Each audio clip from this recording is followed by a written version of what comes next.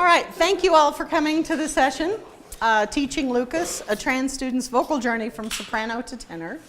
I'll give you a little bit of background about the presentation that you're about to see. I actually teach at Louisiana State University in Baton Rouge, Louisiana. Been there for 17 years. I've been teaching voice since the 1980s, so longer than most of you have been alive, probably. Well, not most of you, but some of you. Okay.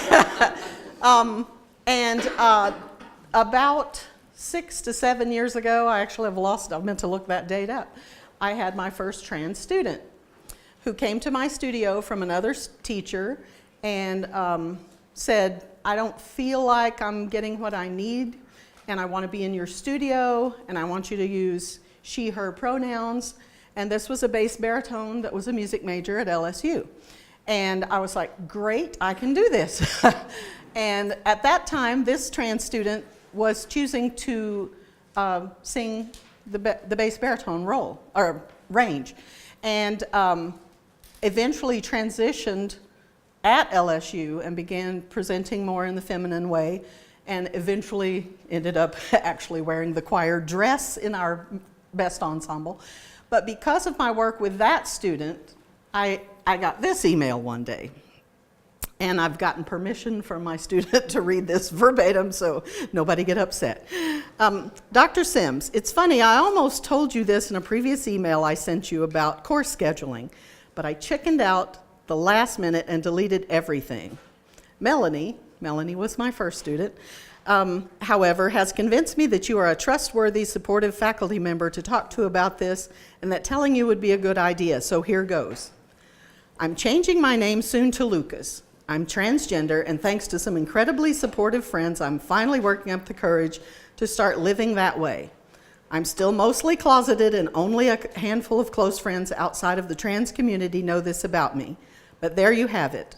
I may not be able to get the name change court order for another 1 to 3 semesters, though, depending on how my financial situation plays out. And in the meantime, some of my professors may end up needing some faculty confirmation that this is indeed who I am. Anyway, in other news, I hope you're having a good weekend. If you made it this far down the email, thanks for hearing me out. It means a lot. So I was completely honored that Lucas decided to send me that email. We had worked together one summer before Lucas transitioned, before I knew anything about even the possibility of a transition. Lucas had another name, Lucas was singing soprano, and we had a summer worth of lessons together. At this particular point in time, Lucas was working as a student of one of my doctoral teaching assistants. So I knew Lucas, but I certainly didn't know Lucas very well, and felt honored that he would choose me, since I didn't know him that well to come out to. And so that's how I began the study. So at that time I told him, are you gonna do testosterone therapy? Is that part of your transition? And he assured me that he wanted to do that, but it wasn't gonna happen immediately, but he would let me know when that was gonna happen, which he did at a subsequent point in time. And I started tracking the progress of what happened to that beautiful soprano voice as we started testosterone, which was pretty scary. Lucas decided to do a kind of like a senior recital, even though Lucas was only a sophomore at that time, as a soprano, because he was afraid of what would happen, like he might not have the voice to do a recital with later. It was just really heartbreaking, and I remember sitting in that recital and I was just weeping by the end because I thought, this is really good, are you sure about this? And he convinced me that yes, indeed, he was sure about it. I'm like, it is your life indeed. That's how this all started. So I recorded all the lessons for about 18 months and then went back and reviewed them later. I've published several articles on this research, as well as some other just generalized. We're all out there trying to teach educators how to teach trans students. That's an important thing that most of our education system doesn't actually address. So that's how my research began. What you're about to see is sort of a chronicle on more than a year of voice changes. female to male or assigned female at birth, the transition after testosterone therapy. Like I said, based on those recordings. It's funny, when you go back and you listen to yourself teaching someone for that long, you can learn a lot about yourself too. I can't tell you the number of times I misgendered Lucas and how patient he was to always kindly remind me of that. Anyway, since I do this presentation a lot for educators, this slide is aimed specifically at them, or you if you're one of those people in the room. But pronouns do matter. And when I say misgendered, I had known Lucas with another name for quite a while by the time we started working together. It's tricky, but it's not impossible. And if you make a concerted effort, it's important. And it's something that you should try to do as an educator.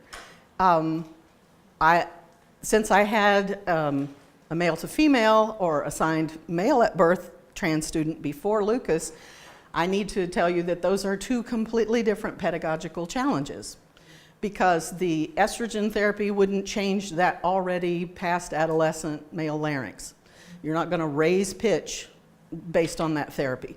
So sometimes, and eventually, Melanie decided to feminize the voice. She had always feminized it in speech by raising the pitch a little bit and putting a little air through the sound. I don't believe she ever worked through you worked a lot with Melanie. Did she work with a speech language pathologist? No, she worked with a voice teacher that was in voice science. Okay. A little bit here and there. Okay. So the voice was androgynously high, I would guess would be the way to put that. But we did start working in the falsetto because Melanie is a music educator and wanted to use that voice as the go-to voice while teaching. And in Texas, that's probably a good choice. Anyway, music educators have to be advocates for our trans students. They should be advocates for all your students. I don't know why I have to say that, but this particular population needs allies and needs support. And every space should be a safe space. So that's why I go around and do these presentations, trying to get people to do that. Also, I do always mention that if you're someone who's in charge of choosing concert attire, especially choral directors, pay attention to what marching bands have been doing forever. They have it right. Everybody wears the same thing. Now, I know that's probably not going to happen in a choir, but finding some way to value people getting to wear what they want to wear in your concert. Otherwise, you might lose them for all time. The other possibility is that the voice range may change, and you need to be able to be flexible and let someone, find where they need to be singing. So this always comes up if you see a pitch label on this, and you probably can't see that very well. Middle C, we call C4. So on some of the ranges, you'll see that I'm talking about F4, F3. Just to give you a landmark, middle C is C4. So this is Lucas's pre-T qualities. He had a soprano quality. It went from B flat 3, so that's the B flat right below middle C, up to E flat 6, which is the super high E flat in flute voice above high C. So it was a pretty good range for soprano. Above the C sharp 6, it had that flute voice quality, so it was a different light quality. It was a flexible voice as well. Lucas, ironically, had a full chest voice that went from E3, that's the E below middle C, up to C sharp 4. This was full chest voice. It was a bit weak below that G3, but it was there, it was still present, which is rather low, and I attribute that probably to the way Lucas was using his speaking voice at the time, which was a little not very healthy, pushing the pitch down to try to, not be misgendered at the drive-through or on the phone or whatever like that. And then primo passaggio. So if you're not a classical singer, that may not mean anything to you, but we call a passaggio someplace in the voice where something changes. It's a passageway into another part of the voice. So the primo passaggio is in between the chest voice and the head voice. It was really weak. Lucas always had a sort of head dominant sound that he was pulling down as far as possible, so that primo passaggio was pretty weak. And then the secundo passaggio, which is higher up at the top of the treble staff, it was pretty good. It worked pretty functionally, and he knew what to do with that. So I had a friend, and I'm sorry the resolution is not too clear, who was a speech language pathologist at the Our Lady of the Lake Voice Center. And I said, Melda, I've got this project, and I'm wondering if you'll help me with it. Could you scope my student for free for a year, once a month? That's a pretty big ask, but she's like, okay. And then at the end of that year, I said, can I have the first and last? So she basically did a year. And she still has all the other data, but that's not the kind of researcher I am. So I was like, you can have all the rest of that. I just want to know what's happened. So this is an image of pre-T, and it's got an audio. If we get really quiet, we may be able to hear it.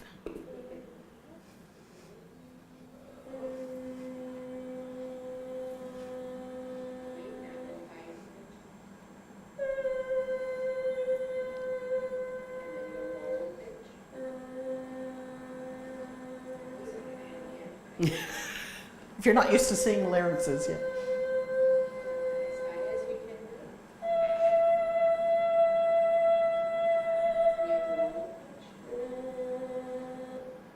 Okay, so if you're not used to looking at larynxes, I probably should have done this first. This would be like toward the Adam's apple. So the front of the vocal folds connect close together toward the front of the body at the Adam's apple, just below that. And then they course back across the trachea toward the rear, and that's where they open and close. So this is a big glob of not very well hydrated spit, in case you're worried about that. Singers don't like to see big white things there. It's like, ooh, what is that? But it's all glistening, so there's not a complete dehydration going on, but there's some thick mucus in there. So what you may have not noticed, and I'm gonna show you some still shots from that, is that the vocal folds rarely close completely toward that back. So I tried to capture, here's the vocal folds open, like when you breathe in. You can see the rings of the trachea through there if you're close enough. That's in the chest voice production, so the vocal folds are short and thick. Notice there's still a little slit right there at the rear end of the process. So that means that the vocal folds are not completely closing and air is leaking through there. This is a very common picture for a lot of cisgender female singers that are sopranos, especially light sopranos. They just don't get a lot of vocal fold closure, even in chest voice. But this is the head voice. You see that the vocal folds are longer and thinner, and we still have that little opening. I could never catch it. I couldn't capture anything that was ever more closed than that. So that's when this is the pre-treatment. Now this is the laryngeal images after 1 year. This big leafy thing here is the epiglottis, which flops over the vocal folds and the larynx to keep food from going into your lungs. Usually it works very well. If you've ever choked on something, you'll know it's not a fail-safe thing. Okay, so let me play this is after 1 year.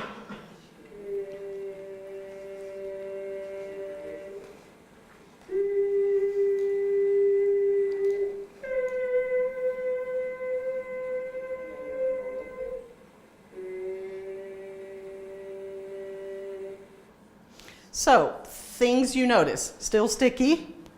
Lucas had chronic allergies and was always, like taking antihistamine. So if I show you the captured videos, what you can see is there's an entirely more amount of closure in both the chest voice and the head voice. So that's represented by the thickening of the vocal folds, the bulking up of that muscle group, so that now suddenly we're able to get full closure. You need full closure when you're headed to be a tenor, which is where we didn't know for sure what would happen. And this was several years ago. When I first did this research, nobody was writing about it. And the first time I presented a poster on the topic, people were just like, what? That's possible? It's exploded since then, so yippee, things are working. Because now more people are talking about it, more people are writing about it. I get asked to write about it all the time now. So the word's getting out. So anyway, since I'm not the kind of researcher that actually takes finite measurements, nor would I be able to, I was just wanting to see kind of what happened. So the bulking up is very obvious in that vocal fold closure. I've got some kind of noisy audio files of speech before and after. I'm just going to play just a few seconds of each because they are quite noisy. The rainbow is a division of white light into many beautiful colors. It's the shape of a Except I can't see how to stop it on this. Let me go back. The rainbow is a division of white light into many beautiful colors. These take the shape of a long... So you can tell that the pitch range dropped about a third in the speaking voice. This was perfect for Lucas at that time because Lucas was like, I hardly ever get yes ma'am'd anymore. And that was a big deal. So the voice dysphoria about the speaking voice was what actually led Lucas to do the testosterone more than almost anything. Lucas did not have voice dysphoria about the singing voice.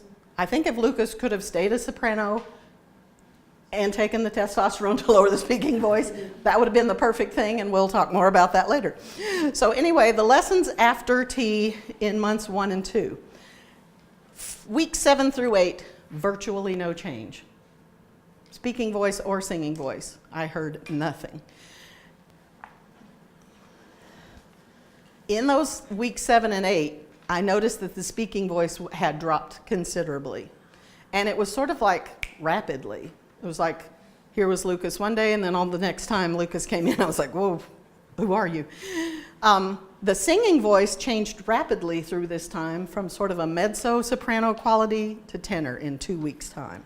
This is, now again, this is one person's experience. Nobody's the same. So that's what I noticed there. By the end of the second month, the chest voice was present from C3. Wow. So that's dropped 2. C3 is the C below middle C. And he was able to sing in that voice with vowel modification all the way up to A flat 4. And that's full chest, full tenor chest, which is almost a full tenor range. It's lacking a little bit in the top, but I had some cisgender tenors who couldn't sing that C. Seriously, yeah. How old is Lucas at this point? Lucas Not was right now, but Lucas was 23, I believe, when we did this. He was going through his transition. Okay, thank you. So old enough to have been, and singing as a soprano for a long time at that point, yeah. So the hardest part, and I talk about this all the time, the hardest thing to teach Lucas was not to just sing that chest voice up, up, up, up, up, and it sounded like shouting by the top, you're just like, ah, and they're like, no, we can't do that. As a tenor, you need to learn how to modify that vowel and turn that voice over. So but in the 3 to 6 month range, and during that time, we had lost our falsetto. I forgot to mention that. I think it was on a slide. Falsetto went completely away, and I thought, oh, God, because I knew how much Lucas loved that production. Anyway, it went away, but it came back. It was weak and really limited, but at least it did come back. We had to pick a repertoire that went from D3 to G4 to be in the safe zone. Something that didn't go so low that he tried to dig in really, and push the bottom, and something that didn't force him too much into that turning over vowel modification. Because from E flat 4 up, that was necessary. We thought Lucas was going to sing in the alto section. That lasted about 1 week. Because of the falsetto going away, it was too unreliable, and so the assignment to the tenor range was really more appropriate. And it was like from the soprano section to the alto section for 1 week, and then bam, right to the tenor section. Some, if the notes went too high, just lay out, the directors were very accommodating for that. So then we get to after 6 months, and I have a recording here. Now this is when Lucas was just experimenting with how to turn that top voice over. So the first part you're going to hear is a little bit of the soprano from that faux senior recital that we did, the soprano version of a song, and then right after that, Lucas trying to sing in the same key, but in chest voice as a tenor now, the tenor singing this song. So you'll notice when it gets to the high voice, there's a little bit that's not quite worked out yet.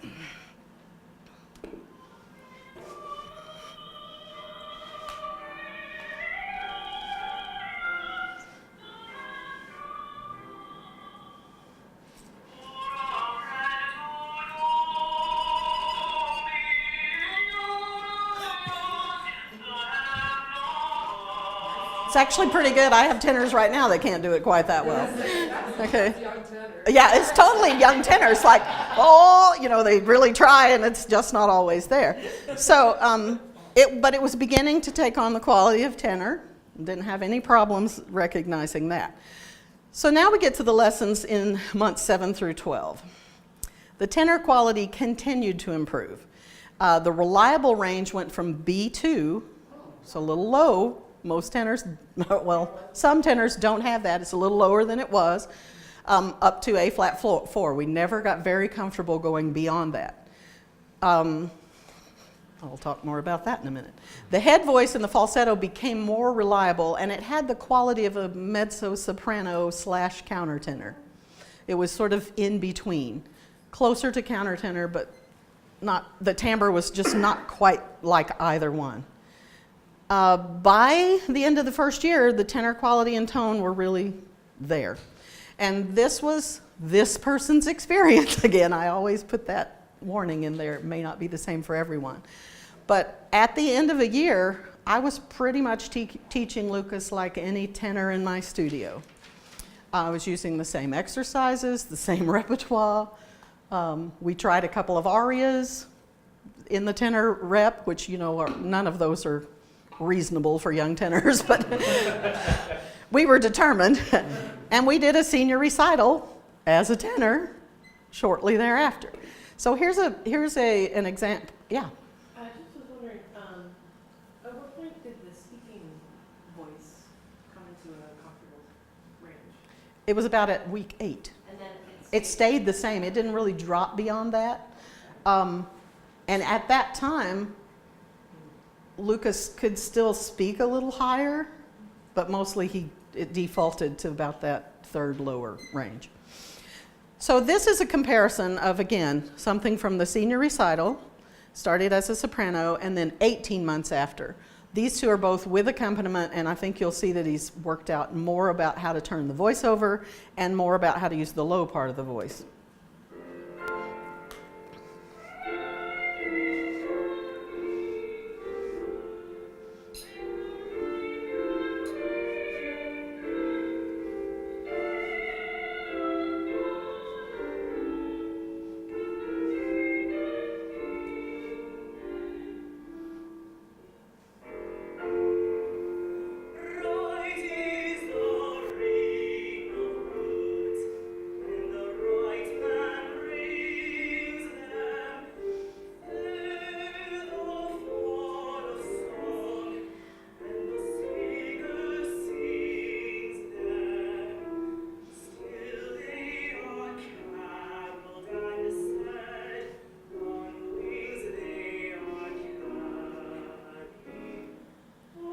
It gives you a sense of what the bottom was doing at that time.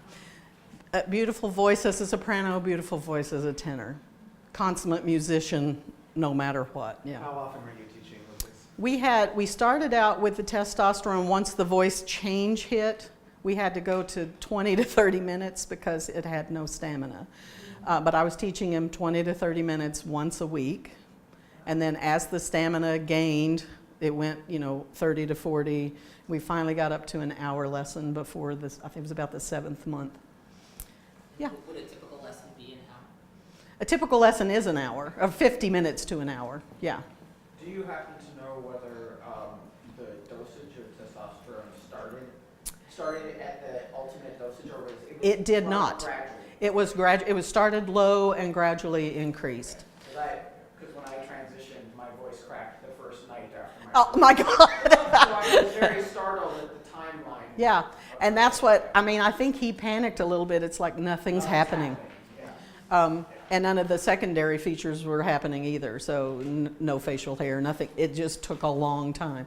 But when it happened, like I said, it was almost like overnight I realized the voice had changed, yeah. Oh, sorry, I just just wanted to follow up on that. Do you know if the voice shift coincided with reaching like a therapeutic dose? You know, I don't know. I bet I could find that out, and nobody's ever asked me that, and now I will find out. But no, I don't know the answer to that. Have you ever done any work with adolescent male students and could you Compare draw it? comparisons? I can try. I have a limited amount of experience with that, but I do have some. The difference is that when a male adolescent voice change happens, they're also getting a huge cartilaginous growth of the larynx at the same time. So it's not the same when you have a 23-year-old. That structure is pretty much set. You're not going to get huge growth in the larynx. The Adam's apple's not suddenly going to protrude. So that structure is pretty much set in adulthood. So the difference is they don't have that. So the thickening of the vocal folds has to happen within that same structure. This is why if someone transitioned at a very old age, because the larynx ossifies throughout your life, becoming almost bone instead of cartilage by the time you're old. If you, I say that like I'm not, but okay. But this feeling of the voice could be entrapped if the structure is too rigid and you get too much vocal fold change, then you don't have normal phonation after that. So transitioning before that age would be a good idea if you're going to use your singing voice. Before what age? Well, once you're an adult, it's not going to grow. Right. But 50, 60, in that, my age, that kind of stuff. Okay. You're okay. Yeah. Ask a question about that. Yeah. Could you notice or speak to any difference in functionality between, the adolescent cisgender male? So- Is this growing?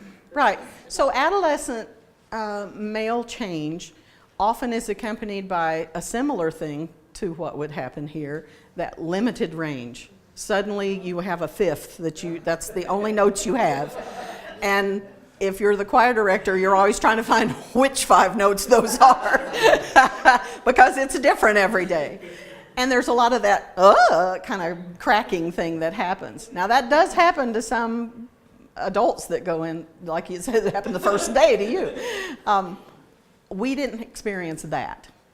So I can't speak to that. But I do know that Lucas's range was fairly stable. It might have been 5 notes, but it was always the same 5 notes. So that was a little bit different to me. I'm not sure what else. You want to speak to that? Are you well versed in that? I got a middle school choir director. Oh, perfect. So, You know more than anybody in the room. The same 5 notes is never the same 5 notes with 2 kids. Yeah, exactly. So you're like constantly like, well, you sit by them and you sing out this, but yeah, it's crazy. So I didn't have that experience at all. Yeah. I was wondering if you could talk about the passaggio a little bit. I'm a choir conductor. One of the people in my choir is a bass and used to be a soprano. Mm-hmm. And That's a big shift. it's a big shift. Awesome musician. Super glad that they're in my choir. When I first met them a year ago, you could tell where their passaggio used to be because there was that muscle memory, and it would just click, and it would be a totally different sound. I am telling you, muscle memory is an amazing It's thing. incredible. And now it's kind of, I don't notice it as much. Mhm. And I don't have them in private lessons. I just hear them more with everybody else in the choir, so I haven't had time to sort of go over that with Right. them.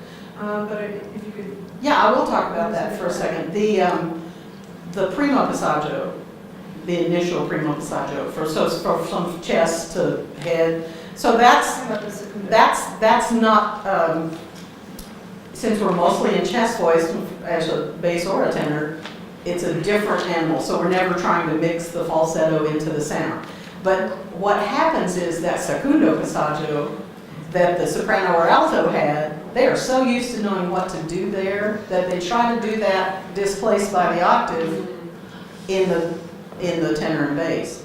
So when I'm a soprano and I'm going, I just keep dropping my jaw and opening that vowel more and more.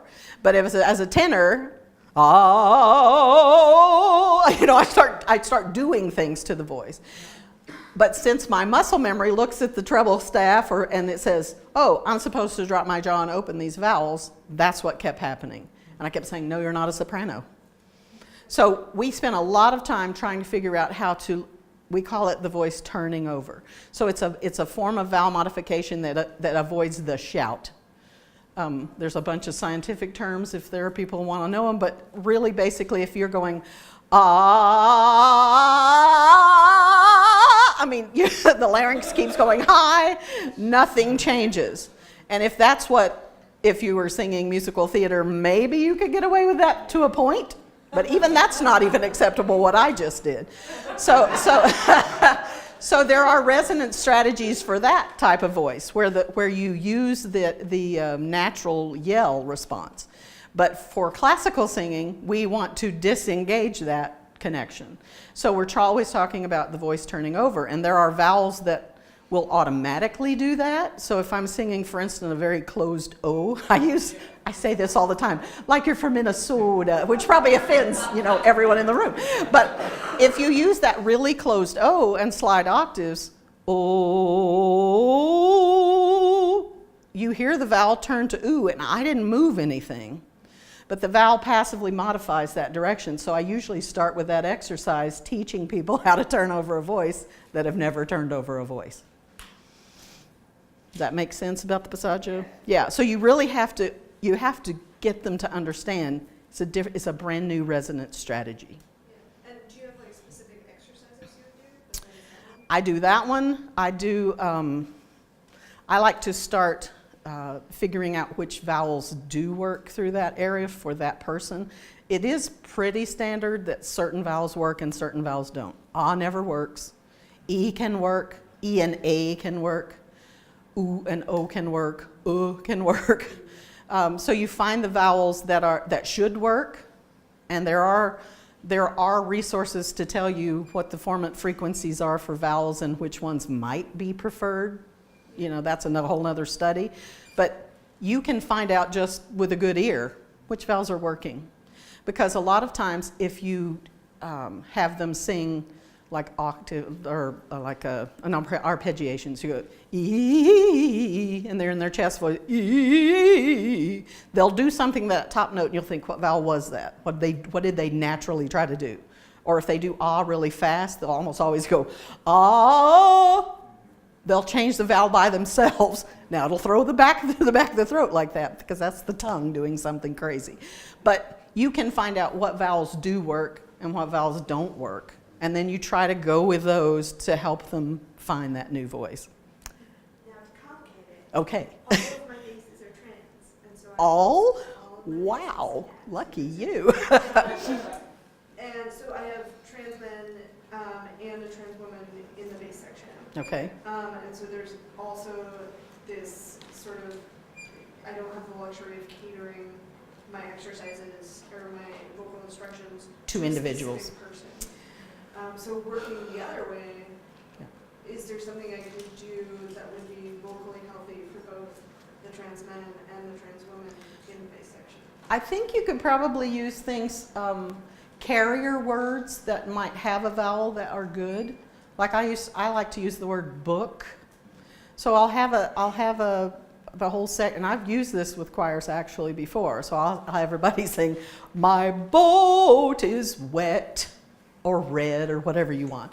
And then I'll change the top note as we ascend to other notes, to boot or book.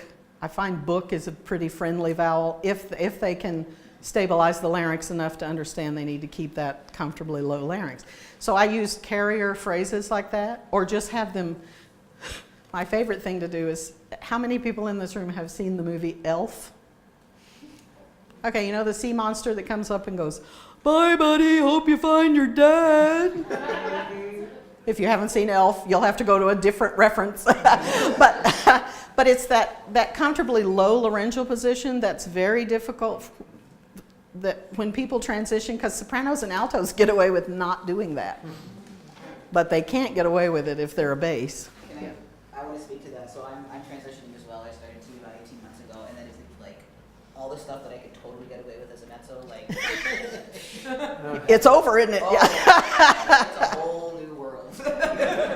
And that's absolutely, there's a lot of similarities and a lot of differences in my experience. Yeah. But one of the very, very similar thing I'm still figuring out is that relaxed laryngeal position. Yeah. Oh, it just always up like that. Yeah, it's like it's high, high, high, and you get down, down, down. And the shouting, like, Yeah. You've been there. I feel you. I do. I feel your pain. Now, this story has a twist. Lucas, after our senior recital as a tenor, decided, I hate tenor. I hate my tenor voice. I want to sing countertenor. Well, so I said, well, you do have a falsetto now. Let's just see what we can do. So we started training countertenor after 2 years.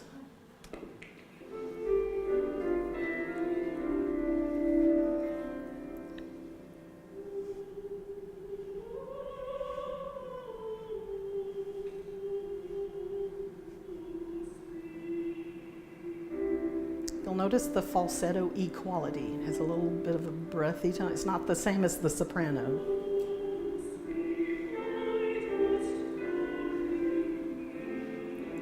And the lower the notes get, the airier they get.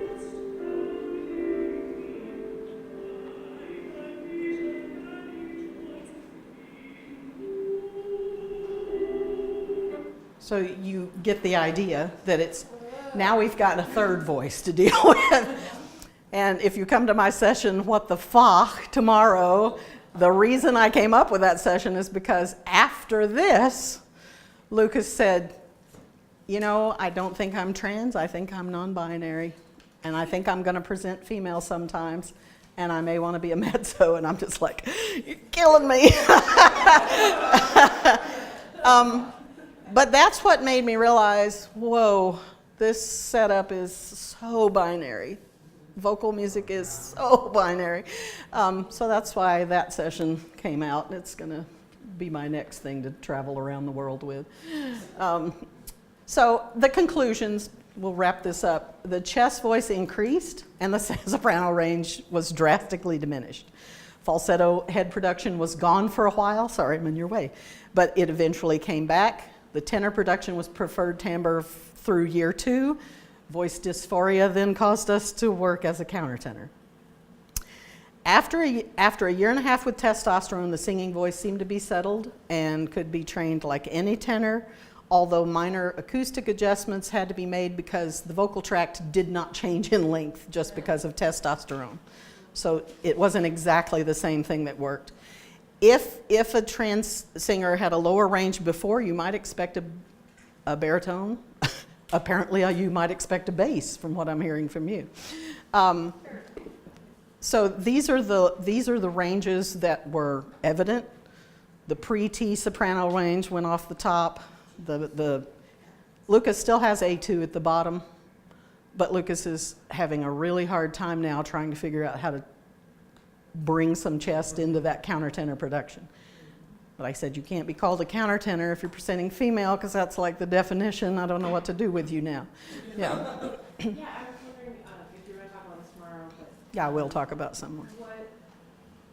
what were the voice changes, and did Lucas, or however they go by now, New name, yeah, middle name, but it choose to go works. off T and Lucas is now Avery, and Lucas is also fine with me using that name.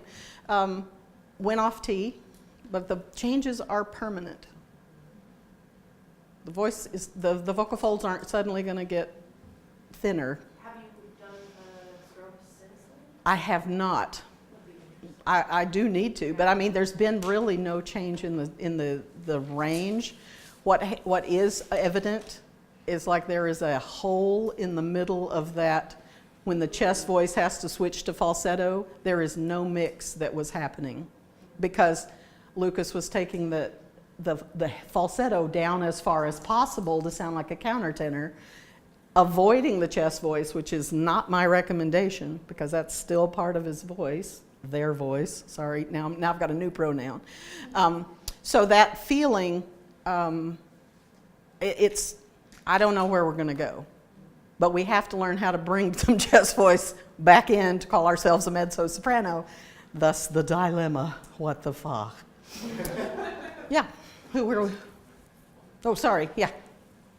man. Anyway. With the cessation of testosterone, has there been a change in vocal quality or timbre or anything like this, or is it stable? It's pretty stable, pretty much the same.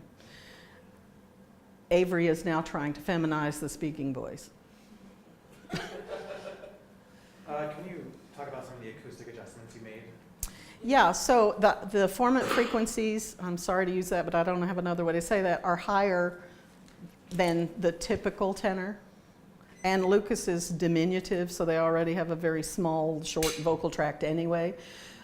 So, for instance, where you might expect a normal, I hate that word, but a regular tenor voice to go and to turn at a certain way on certain vowels, Lucas's vowels would turn at different points because the acoustic features of the vocal tract were different. They were shorter, so the frequencies were higher. So you would think it would be similar, but it was just enough different that I could say, oh, well, usually I would say do this, but for you, let's wait another note or two. Okay, so it's typically higher. Higher, yeah. Soprano, okay. Like, you know, the turnover point for a typical tenor would be F sharp G for I mean, you knew for sure you're in passaggio there. I should say it actually was a little lower for him, but that's because we never got above that next section. Yeah. So first, But it's like young tenors turn faster than mature tenors, yeah. first, just a really sincere and heartfelt thank you for doing this. Thank you. This is really, really, really critical. for Thank folks like me. And I'm wondering if you can tell us a little bit more about this issue of fatigue. So I read the article as well. Yeah. And how you started out with 20 or 30-minute lessons and got longer. How did that, and singing in an ensemble, like how was, you know. Yeah, as a music major, it was really tricky because the ensemble rehearsals might be 2 hours long. Right. Lucas even did opera workshop chorus. I mean, you know, so Lucas was really into a lot of singing. But it was self-policing in the major to just say, you have permission to not sing more than 20 minutes. The fatigue factor is real, and people need to pay attention to that. And another thing that would try to happen is the testosterone would make Lucas feel like he wanted to push a lot of voice high, like get on that chest voice and just really beat the hell out of it. And I was like, singing is not screaming. You know, so learning that was a little. And did that get better after a while? It did. It did get better. Okay. Until. Just with time. Yeah, it takes time. I mean, it's like anything. It takes time, but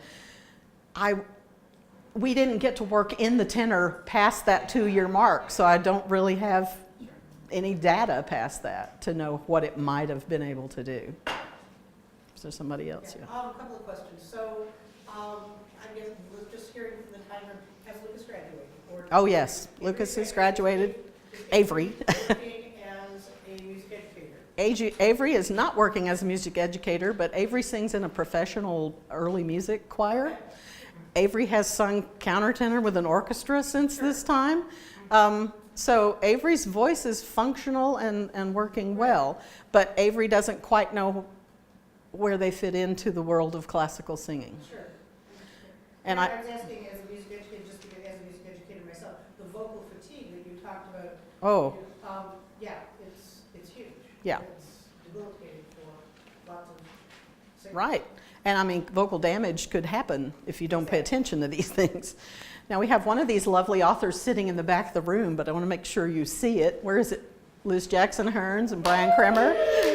This is the new book, The Singing Teacher's Guide to Transgender Voices, just came out, right? May 30th. It's coming out, May 31st. I have the wrong date. It's supposed to say 2018. So these are just some sources. My 2 articles, they're in the Natch Journal. If you don't have access to that and you want them, email me. I'll send them a PDF to you. So they asked me to write one about teaching transgender students. I said, sure. And I'd submitted the other one like a year before, and they both that one came out first. So I was like, boy, publishing is something else. But anyway, lsims@lsu.edu is a good way to get a hold of me. And I get a lot of emails since doing these presentations. I'm happy to answer questions, or if you want to just, you know, let me know. I've even got cards if you need them. Question? This is just more of a general question for any educators in here. I was curious what if any of you have worked with transgender students who didn't have much music experience before going into transition, because it sounded like Lucas had an incredible amount of. Yeah, Lucas was a singer before Absolutely. transition. And I was just wondering if that process would be different and if there are any interesting comparisons to make. I know it would be different. Oh, certainly. Somebody else want to speak to this, but it would be different because in addition to learning to sing, period, you're learning to sing with a voice that you still don't know. I have worked with one student through transition who I came to know first as an alto, female presenting alto in a choir, and worked with that person as a voice student and as an amateur singer, like good ear and everything, but not this highly developed technique and a lot of experience. And then when this student started taking testosterone and transitioning, we were still doing voice work through that whole thing, and had really very similar experiences in terms of like when things started to drop and how they maybe destabilized a little bit. And honestly, I used a lot of the same tactics that I've used when teaching boys whose voices are dropping. Yeah. Because if you're able to work with them on a consistent basis, there's way less instability with like an adolescent male singer whose voice is dropping than there would be if you only see them, in choir and you can't really address them one-on-one. I found that Beatles songs worked really well for that person because of the range specifically, right? So when you start to get a little bit of that low end and the high end becomes slightly limited, that's all that stuff seems to be right in the right range. But the issues are really the same, I think, as long as the student can avoid adding a bunch of, freaked outness and tension. I think then you're able to navigate through it pretty easily regardless of what your experience level is. But it does take that kind of, vulnerability that everyone has to bring in the voice studio. In some ways, it might be easier because you wouldn't be unlearning something at the same time you're learning something. You would just be learning something. You wouldn't necessarily have a kind of preconceived one and only perfect sound, which is what, those guys who come from classical traditions are really trained to do. And classical music is just one avenue. I mean, there are so many other ways to be a singer in today's society, or to be a musician, or to be an advocate for music. So there may be, some other sessions you want to go to that maybe speak more to that. Speaking of which, Okay, shameless plug. Completely shameless. So my name is Ari Aga, and as I said, I'm transitioning MT, and I've been working with my colleague Loraine, who's on the voice faculty at the University of Calgary. And we have also been documenting my voice as it changes, and I am actually at 19 months right now, and we'll be presenting tomorrow at 11:15, and this is like awesome, and I would love to continue this conversation. That's great. Yeah, never stop talking about that. Any other questions? Yeah. I have a question that I don't know if you can answer, but I'm a private voice teacher at my own studio, and I work with a number of singers who are transitioning.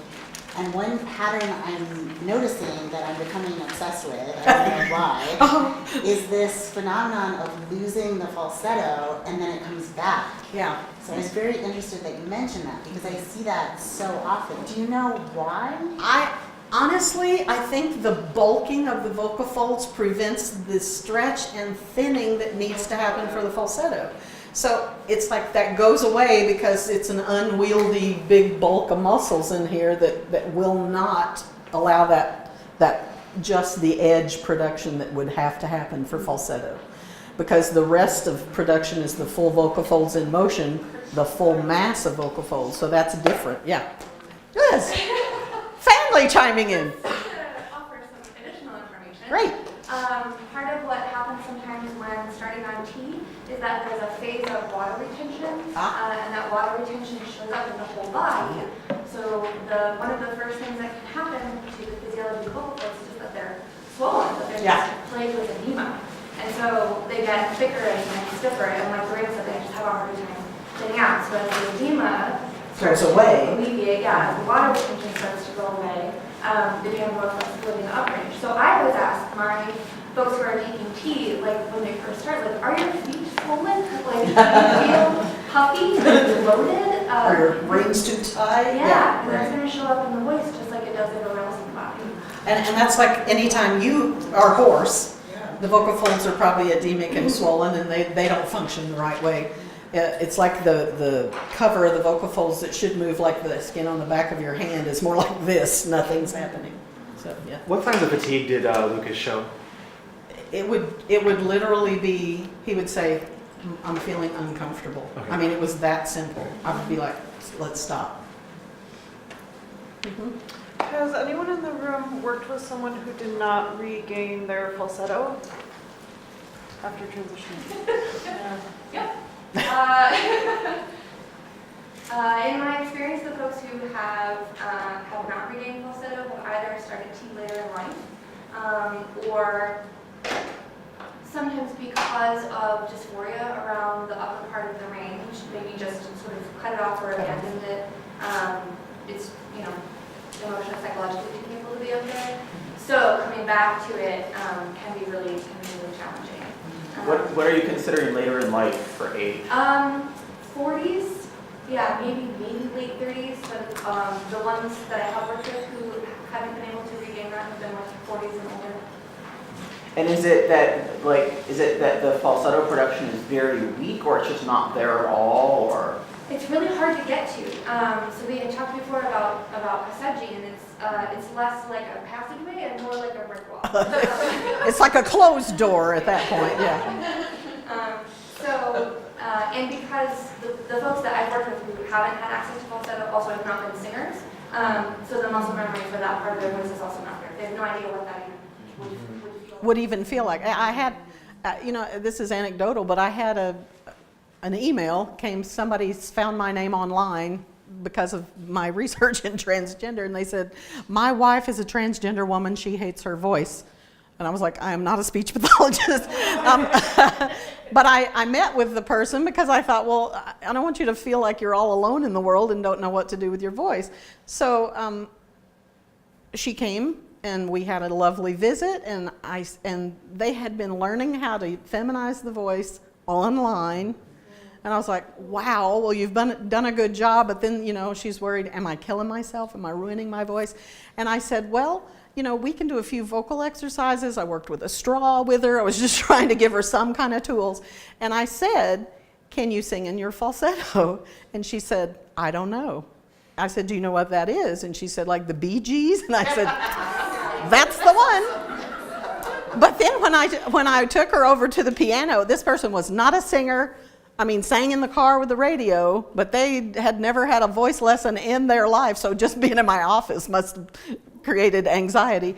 So I said, okay, can you do this? Woo! And they went, whoa! And I was like, no, whoa. So I said, is there any music that you listen to that has a sound like this? And so they were like, yeah, and took their phone out and pulled up a song, and it had kind of a woo somewhere in the song. And I said, okay, do you sing this in the car? And they said, yeah. I said, well, let me hear that. And they came up with a falsetto just like that. And I said, there's your falsetto.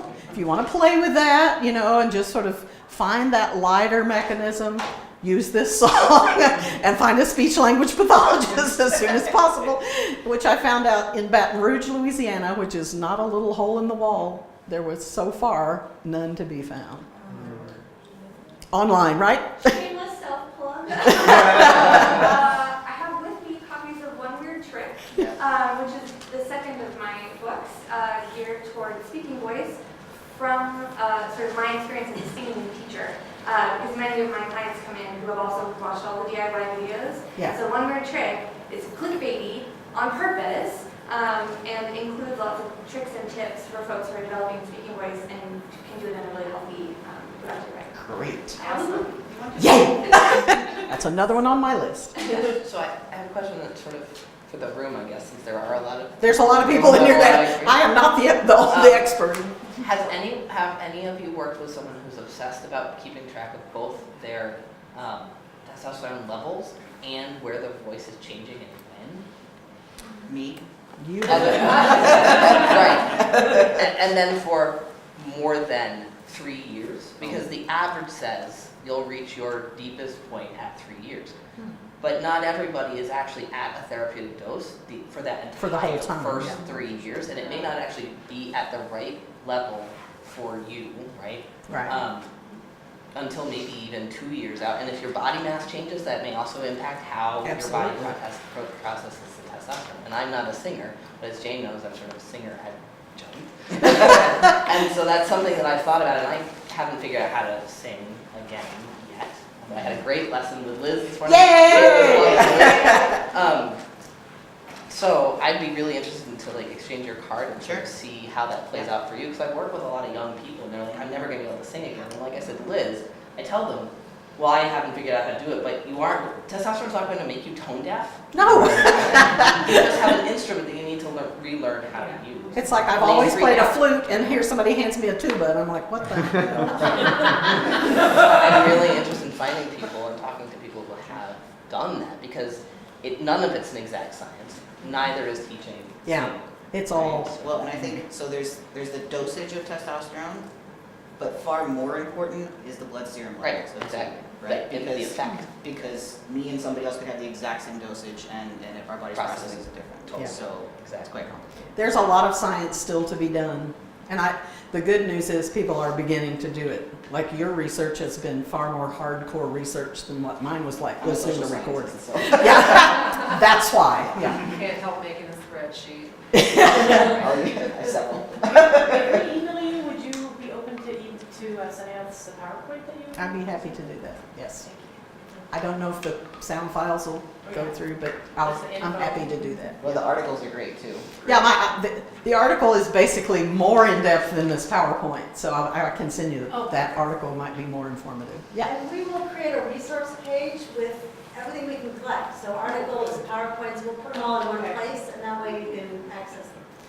Thank you. The article actually goes month by month by month. We talk about the exact repertoire we use. It's got vocalises in it that I use. It's really far more in depth than this, so I'll be happy to send you that.